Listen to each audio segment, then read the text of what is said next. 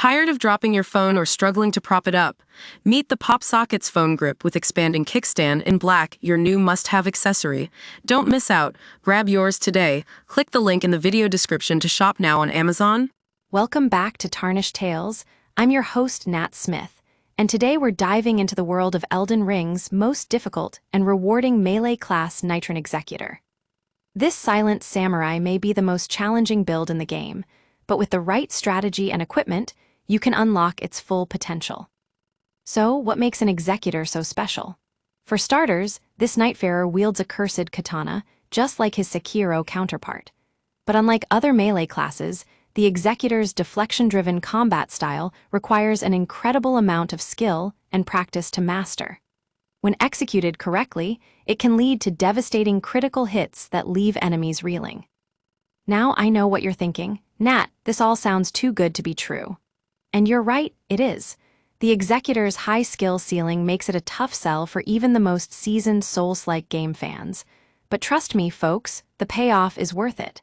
With the right relics and equipment, an Executor can become a formidable force on the battlefield. So, let's talk about some of the key elements that make up this build. For starters, we've got our weapon of choice, Hand of Melania.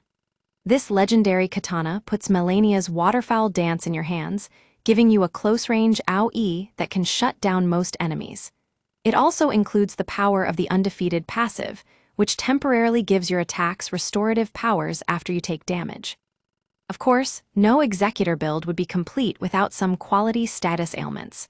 We recommend using weapons like Rivers of Blood or Nagakiba to set up a successful run.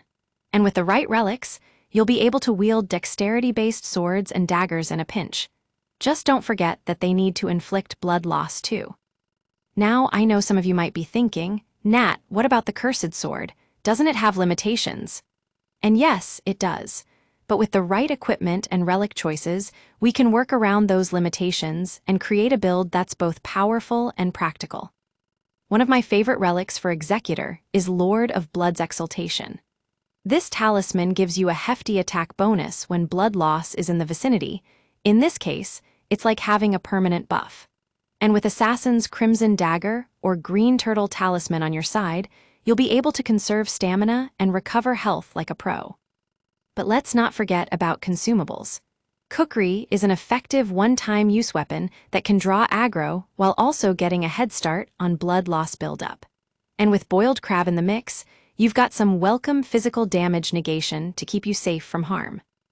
Now I know some of you might be thinking, Nat, this all sounds great, but what about the Executor's ultimate? Ah, my friends, that's where things get really interesting. This 15-second transformation into a primordial beast can single-handedly turn the tide of battle. Its moveset is largely comprised of multi-hit slashes with its front limbs, but don't overlook its roar. It's a powerful AoE that can stagger crowds of enemies and even revive fallen allies. But remember, folks, prior combat knowledge once again separates an amateur Executor from a veteran. Don't be afraid to save your ultimate for the right moment. Weigh up the current health, phase, and attack sequence of your foe before deciding whether to unleash its fury. And there you have it, folks, the best Nightreign Executor build in all of Elden Ring. With this strategy and equipment, you'll be well on your way to becoming a formidable force on the battlefield. Thanks for tuning in to Tarnished Tales. I'm Nat Smith, and we'll see you next time.